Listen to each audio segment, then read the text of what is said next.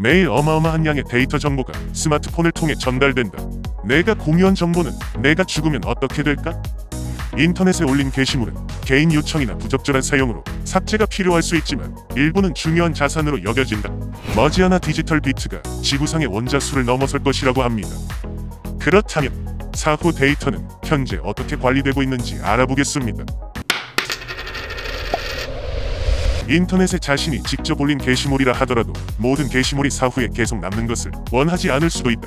시간이 흘러 마음이 변해서 완전히 삭제하고 싶을 수도 있고, 특정 게시물은 가족이나 친지들이 보지 않길 바랄 수도 있다.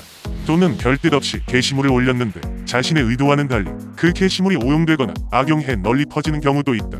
이러한 데이터는 당사자의 의사를 존중해 삭제해야 한다. 여러분은 사후에도 남아있는 인터넷 정보는 무조건 삭제해야 한다고 생각하시나요? 인터넷 사용자들이 만든 데이터 중 일부는 중요한 자산으로 취급되기도 한다. 예를 들어 온라인 게임상의 유료 아이템이나 사이버 머니는 금전적 가치를 지닌다. 최근에는 암호화폐와 NFT를 사용하는 사람들도 점점 늘고 있다. 수많은 구독자를 보유한 인플루언서 계정 역시 경제적 가치가 있다. 이러한 경우 사용자가 사망했을 때 디지털 자산을 어떻게 상속할 것인지 논쟁이 일어날 여지가 존재한다. 이 외에도 금전으로 환산할 수는 없지만 고인이 생전에 온라인 남긴 글이나 사진 등은 유가족에게 매우 귀중한 유품이다. 그렇다면 오늘날 데이터 생산량은 어느 정도 될까? 영국의 한 물리학자는 앞으로 150년에서 350년 사이에 지구상의 원자수보다 디지털 비트의 수가 더 많아질 것이라고 예측했다고 한다.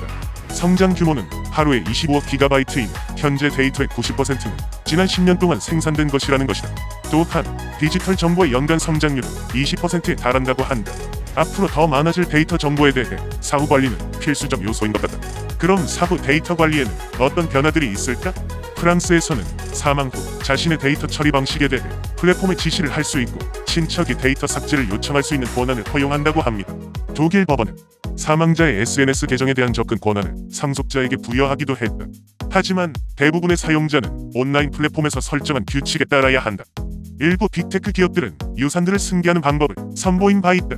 애플은 2021년 12월 13일부터 전 세계 아이폰 운영체제 업데이트를 통해 아이폰 사용자가 사망하면 가족이나 지인이 아이폰 계정에 접근할 수 있도록 하는 기능을 도입하였다. 아이폰 사용자가 자신의 아이폰과 클라우드 서비스인 아이클라우드에 접근할 수 있는 사람을 5명까지 미리 지정해두면 사용자가 사망한 후 아이폰에 저장된 사진, 영상, 전화번호 같은 개인정보를 관리할 수 있도록 한 것이다. 유산관리자 기능을 통해 확인해 볼 수 있다. 메타의 페이스북은 작년 기준 죽은 사람이 3천만 명이 넘는 것으로 추산되며 2070년에는 플랫폼에서 죽은 사람이 산 사람보다 많을 것으로 예상된다고 한다. 페이스북은 회원이 사망하면 계정이 영구적으로 삭제되도록 선택할 수 있으며 회원이 선택한 사람이 회원의 계정을 관리하도록 지정할 수도 있다고 한다.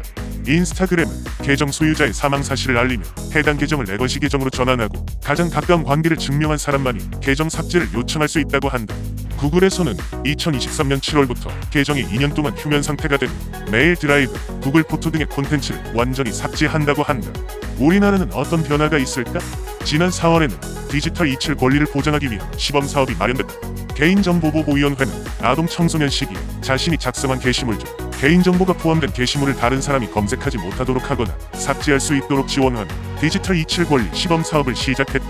현재 아동 청소년들은 어린 시절부터 온라인 활동을 하는 디지털 네이티브 세대인 만큼 인터넷상의 수많은 개인정보를 누적하고 있다. 성인의 경우 자신이 올린 게시물에 책임을 지거나 사이트 운영자에게 삭제 요청을 하는 등 조치를 취할 수 있지만 아동 청소년은 제대로 대응하기 어려운 만큼 이러한 정책이 마련됐다. 또한 디지털 장의사라는 직업도 생겨났다. 디지털 장의사는 인터넷에 유통되는 고객의 개인정보를 수집해 영구적인 파기를 대리해주는 신종 직업이다. 명칭은 디지털 장의사이지만 개인정보 침해나 명예훼손을 우려하는 사용자라면 누구나 서비스를 요청할 수 있다. 제3자가 올린 글 중에서도 사용자의 명예를 훼손하는 커뮤니티 악성 게시물과 댓글이라면 삭제를 요청할 수 있다. 이외에도 디지털 장의사는 불법 촬영 동영상이 추가 유출되는 것을 방지하거나 2차 피해가 우려되는 글을 차단하고 삭제하며 모니터링하는 일을 한다고 한다. 지금까지 사후 데이터 관리에 대해 알아보았습니다. 이처럼 사후에 존재하는 인터넷 정보는 누군가에겐 귀중한 유품이 되지만 누군가에겐 원치 않는 정보일 수 있는 만큼 보다 신중하고 많은 고민이 필요할 것 같습니다. 이상 생활의 발명이었습니다. 감상해주셔서 감사합니다.